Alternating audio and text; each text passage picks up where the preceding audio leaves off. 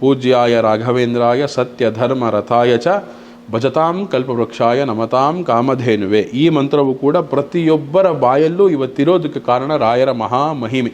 ರಾಘವೇಂದ್ರ ಸ್ವಾಮಿಗಳಿಗೆ ಸಮರ್ಪಣೆ ಆಗಿರುವಂಥ, ರಾಘವೇಂದ್ರ ಸ್ವಾಮಿಗಳಿಗೆ ಪೂಜೆ ಆಗಿರುವಂಥ, ರಾಘವೇಂದ್ರ ಸ್ವಾಮಿಗಳ ಮೇಲಿದ್ದಂಥ ಪ್ರಸಾದ ರೂಪವಾಗಿ ಸಿರ್ತಕ್ಕಂಥ ಸರವನ್ನು ತಾವು ತಗೊಂಡು ಅದರಲ್ಲೇ ಜಪ, ಅದರಲ್ಲೇ ಪೂಜೆ ಇತ್ಯಾದಿಗಳನ್ನು ಮಾಡೋದರಿಂದ ಸಾಕಷ್ಟು ಅನುಕೂಲಗಳಾಗುತ್ತೆ. ಸರ್ವವಿದ್ಯಾ ಪ್ರವೀಣೋನ್ಯೋ ರಾಘವೇಂದ್ರ ವಿದ್ಯತೆ.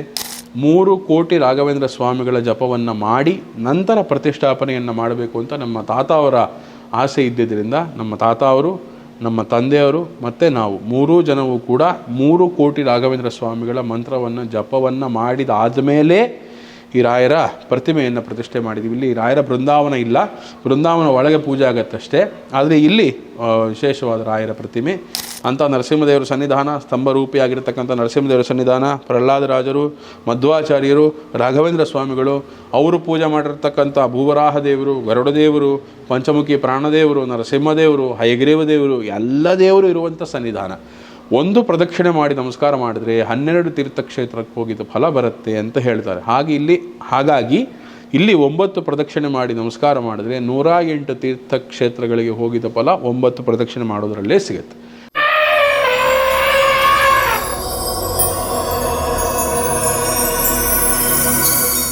ಓಂ ನರಸಿಂಹೋಖಿಲ ಜ್ಞಾನ ಮತಧ್ವಂತ ದಿವಾಕರ ಜಗತ್ಯಮಿತ ಸುಜ್ಞಾನ ಸುಖಶಕ್ತಿ ಪಯೋನಿಧಿ ಕ್ಷಂ ಶ್ರೀ ಲಕ್ಷ್ಮೀ ನರಸಿಂಹಾಯ ನಮಃ. ಒಳಗಿರೋದು ಅಭಯಲಕ್ಷ್ಮೀ ನರಸಿಂಹದೇವರು. ನರಸಿಂಹದೇವರ 64ನೇ ರೂಪ, ಸರ್ವಾಲಂಕಾರ ಭೂಷಿತ ಸ್ವಾಮಿ.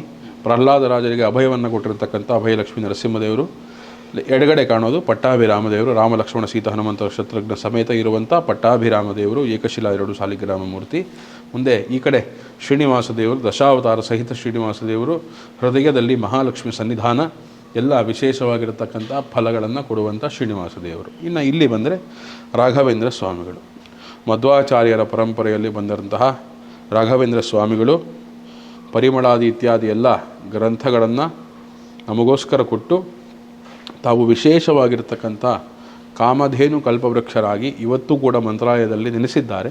ಹಾಗೆ ಸಾಕಷ್ಟು ಜನಗದ ಮನೆಯಲ್ಲೂ ಇವತ್ತಿಗೂ ಓಂ ಶ್ರೀ ರಾಘವೇಂದ್ರಾಯ ನಮಃ ಅನ್ನೋ ಮಂತ್ರ, ಪೂಜ್ಯಾಯ ರಾಘವೇಂದ್ರಾಯ ಸತ್ಯ ಧರ್ಮ ರಥಾಯ ಚ ಭಜತಾಂ ಕಲ್ಪವೃಕ್ಷಾಯ ನಮತಾಂ ಕಾಮಧೇನುವೆ. ಈ ಮಂತ್ರವು ಕೂಡ ಪ್ರತಿಯೊಬ್ಬರ ಬಾಯಲ್ಲೂ ಇವತ್ತಿರೋದಕ್ಕೆ ಕಾರಣ ರಾಯರ ಮಹಾಮಹಿಮೆ. ಅಂಥ ವಿಶೇಷವಾಗಿರ್ತಕ್ಕಂಥ ಮಹಿಮೆಯಲ್ಲಿ ನಮ್ಮ ದೇವಸ್ಥಾನದಲ್ಲೂ ಕೂಡ 3 ಕೋಟಿ ರಾಘವೇಂದ್ರ ಸ್ವಾಮಿಗಳ ಜಪವನ್ನು ಮಾಡಿ ನಂತರ ಪ್ರತಿಷ್ಠಾಪನೆಯನ್ನು ಮಾಡಬೇಕು ಅಂತ ನಮ್ಮ ತಾತ ಅವರ ಆಸೆ ಇದ್ದಿದ್ದರಿಂದ ನಮ್ಮ ತಾತ ಅವರು, ನಮ್ಮ ತಂದೆಯವರು ಮತ್ತು ನಾವು 3 ಜನವೂ ಕೂಡ 3 ಕೋಟಿ ರಾಘವೇಂದ್ರ ಸ್ವಾಮಿಗಳ ಮಂತ್ರವನ್ನು ಜಪವನ್ನು ಮಾಡಿದಾದ ಮೇಲೆ ಈ ರಾಯರ ಪ್ರತಿಮೆಯನ್ನು ಪ್ರತಿಷ್ಠೆ ಮಾಡಿದ್ದೀವಿ. ಇಲ್ಲಿ ರಾಯರ ಬೃಂದಾವನ ಇಲ್ಲ, ಬೃಂದಾವನ ಒಳಗೆ ಪೂಜೆ ಆಗತ್ತಷ್ಟೇ. ಆದರೆ ಇಲ್ಲಿ ವಿಶೇಷವಾದ ರಾಯರ ಪ್ರತಿಮೆ. ಇಲ್ಲಿ ಜಪದ ರಾಯರು ಅಂತ ಯಾಕೆ ಕರೀತಾರೆ ಅಂದರೆ, ಇಲ್ಲಿ ನಾವು ಜಪವನ್ನು ಮಾಡಿ ರಾಯರಿಗೆ ಪೂಜೆಯನ್ನು ಮಾಡಿ, ರಾಯರಿಗೆ ಅಭಿಷೇಕ ಎಲ್ಲ ಇತ್ಯಾದಿ ಪೂಜೆಗಳನ್ನು ಮಾಡಿರ್ತಕ್ಕಂಥ ಸರಗಳನ್ನು ನಾವು ಭಕ್ತಾದಿಗಳಿಗೆ ಕೊಡ್ತೀವಿ. ಈಗ ಅವರು ಸಾಧಾರಣವಾಗಿ ಅಂಗಡಿಯಲ್ಲಿ ಸರವನ್ನು ತಗೊಂಡು ಮತ್ತು ನಂತರ ಅವರು ಅದನ್ನು ಜಪ ಮಾಡೋದು, ಅದನ್ನು ಎಲ್ಲದನ್ನೂ ಮಾಡೋದಕ್ಕಿಂತ ರಾಘವೇಂದ್ರ ಸ್ವಾಮಿಗಳಿಗೆ ಸಮರ್ಪಣೆ ಆಗಿರುವಂಥ, ರಾಘವೇಂದ್ರ ಸ್ವಾಮಿಗಳಿಗೆ ಪೂಜೆ ಆಗಿರುವಂಥ, ರಾಘವೇಂದ್ರ ಸ್ವಾಮಿಗಳ ಮೇಲಿದ್ದಂಥ ಪ್ರಸಾದ ರೂಪವಾಗಿ ಸಿರ್ತಕ್ಕಂಥ ಸರವನ್ನು ತಾವು ತಗೊಂಡು ಅದರಲ್ಲೇ ಜಪ, ಅದರಲ್ಲೇ ಪೂಜೆ ಇತ್ಯಾದಿಗಳನ್ನು ಮಾಡೋದರಿಂದ ಸಾಕಷ್ಟು ಅನುಕೂಲಗಳಾಗುತ್ತೆ. ಸರ್ವವಿದ್ಯಾ ಪ್ರವೀಣೋನ್ಯೋ ರಾಘವೇಂದ್ರ ವಿದ್ಯತೆ. ಅಪರೋಕ್ಷೀಕೃತ ಶ್ರೀಶಃ ಸಮಪೇಕ್ಷಿತ ಭಾವಜ ಇದೆಲ್ಲ ಹೇಳ್ತಾರೆ. ಸಾಕಷ್ಟು ಎಲ್ಲ ಶಾಪಗಳನ್ನು ಯಾರಾದರೂ ಶಾಪ ಕೊಟ್ಟಿದ್ರೆ, ಸ್ತ್ರೀ ಶಾಪ, ಸ್ತ್ರೀ ದೋಷ, ಆಮೇಲೆ ಪಿತೃದೋಷ, ಪಿತೃಶಾಪ ಇತ್ಯಾದಿ ಎಲ್ಲ ಶಾಪಗಳಿದ್ದರೂ ರಾಘವೇಂದ್ರ ಸ್ವಾಮಿಗಳು ತಾವು ಅದನ್ನು ಕಳೀತಾರೆ. ಅಂಥ ಶಕ್ತಿ ರಾಘವೇಂದ್ರ ಸ್ವಾಮಿಗಳಿಗಿದೆ. ಅಂಥ ವಿಶೇಷವಾದ ಶಕ್ತಿ ಇರುವಂಥ ಪ್ರಹ್ಲಾದರಾಜರಿಂದ ನೋಡಿ, ಪ್ರಹ್ಲಾದರಾಜರು ಅಂದರೆ ನರಸಿಂಹದೇವರು ಅಂತರ್ಯಾಮಿ ಆಗಿರ್ತಕ್ಕಂಥ, ನಮಗೆ ನರಸಿಂಹದೇವರ ಆದಿಯಾಗಿ ಬಂದಿರತಕ್ಕಂಥ ಎಲ್ಲ ನೀವು ಯಾವುದೇ ನೋಡಿದ್ರು ಪ್ರಧಾನ ದೇವತೆ ಲಕ್ಷ್ಮೀ ನರಸಿಂಹದೇವರಂತ ಸ್ವೀಕಾರ ಮಾಡಿದ್ರೆ ಅವರಿಂದ ಬಂದಿರತಕ್ಕಂಥ ರಾಯರ ಸಮೇತವಾಗಿ ಎಲ್ಲರಿಗೂ ಅಂಥ ಶಕ್ತಿ ಇದೆ ಅಂದರೆ ನರಸಿಂಹದೇವರಿಗೆ ಇನ್ನೆಷ್ಟು ಶಕ್ತಿ ಇರ್ಬೋದು.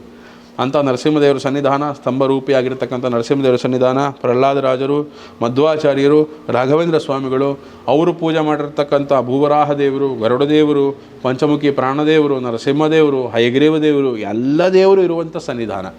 ಒಂದು ಪ್ರದಕ್ಷಿಣೆ ಮಾಡಿ ನಮಸ್ಕಾರ ಮಾಡಿದ್ರೆ 12 ತೀರ್ಥಕ್ಷೇತ್ರಕ್ಕೆ ಹೋಗಿದ್ದ ಫಲ ಬರುತ್ತೆ ಅಂತ ಹೇಳ್ತಾರೆ.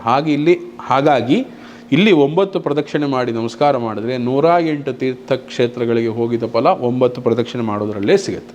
ಹಾಗಾಗಿ ಅಂಥ ವಿಶೇಷ ರಾಯರ ಸರವನ್ನು ಎಲ್ಲರೂ ಕೂಡ ತಗೊಳ್ಬೇಕು. ಎಲ್ಲ ಭಗವದ್ಭಕ್ತರು ಬಂದು ಇಲ್ಲಿ ರಾಯರ ಸರ ಕೊಡಿ ಅಂತ ಕೇಳಿದ್ರೆ ಸಾಕು, ಕೊಡ್ತಾರೆ ದೇವಸ್ಥಾನದಲ್ಲಿ ಬಂದು. ಅದಕ್ಕೊಂದು ಒಂದಿಷ್ಟು ಮೊತ್ತ ಅಂತ ಮಾಡಿದ್ದೀವಿ, ಅದನ್ನು ತಗೊಂಡು ರಾಯರ ಅನುಗ್ರಹವನ್ನು ಸಂಪೂರ್ಣವಾಗಿ ಪಡಿಬೇಕಂತ ಕೇಳ್ಕೊಳ್ತೀವಿ.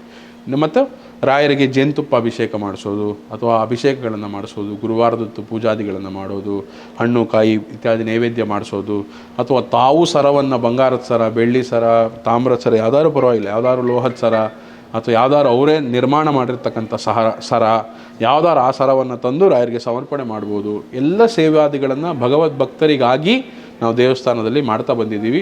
ಎಲ್ಲರೂ ಇದನ್ನು ಸ್ವೀಕಾರ ಮಾಡಬೇಕಂತ ಕೇಳ್ತೀವಿ.